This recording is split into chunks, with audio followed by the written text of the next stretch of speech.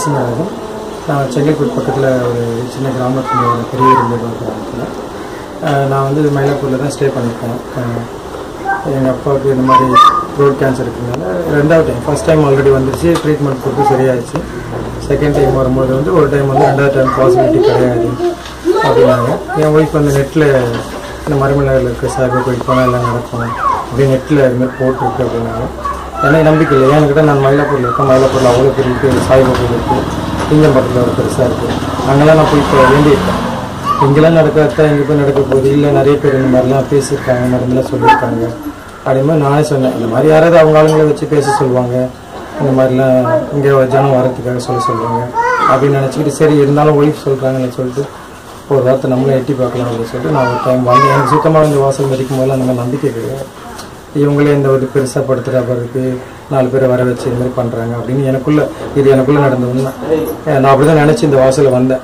கடைசி வரைக்கும் நான் வந்து இங்கே வேண்டிக்கிட்டு எல்லாரும் கியூவில் வந்து வேண்டிட்டு என் ஒய்ஃபு இப்போ எப்படி வேணுனாங்க தெரியல, நானும் வேண்டிட்டு போகும்போது யூஸ்வலாக சரி எல்லாம் கோயில் போகிற மாதிரி வேண்டும் போது சரி நடக்குதா இல்லையா பார்ப்போம், சொல்கிறாங்களே 4 பேர் அப்படின்றதுக்காக தான் நான் வந்தேன்.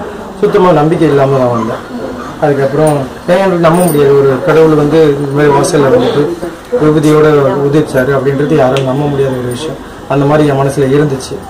ஆனால் இங்கே வந்த பிறகு எல்லாம் மாறிச்சு. ஏன்னு கேட்டால் நான் வந்து வேண்டிக்கிட்டு கொஞ்சம் விபூதி கொடுத்தாங்க. அதை விபூதி எடுத்துகிட்டு போயிட்டு அந்த வெளியில் கொஞ்சம் விபூதி வாங்கி அதில் மிக்ஸ் பண்ணி கொடுங்க. கொஞ்சம் எங்கள் அப்பாவுக்கு வாயில் வைக்க சொன்னாங்க, ஆனால் வாயில் வைக்க முடியல.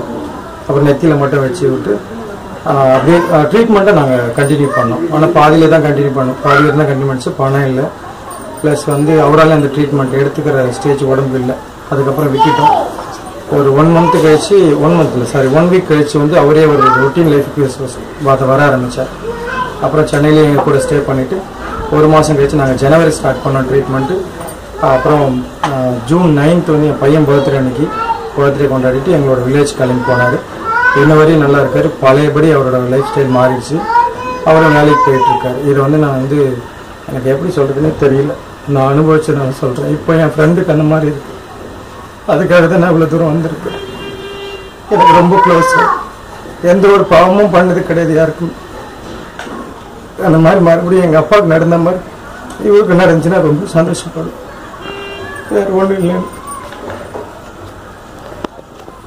இப்படிப்பட்ட பல அற்புதங்கள் நிறைந்த தான் தோன்றி ருத்ர ஸ்ரீ சீரடி சாய்பாபா ஆலயத்திற்கு வந்து பாபாவின் அருளாசி பெறுவோம். தான் தோன்றி ருத்ர ஸ்ரீ சீரடி சாய்பாபா ஆலயம் எண் 25, பவானி நகர், பேரமனூர், சாமியார் கேட், மறைமலை நகர். செல் 7299505047 மற்றும் 9094915052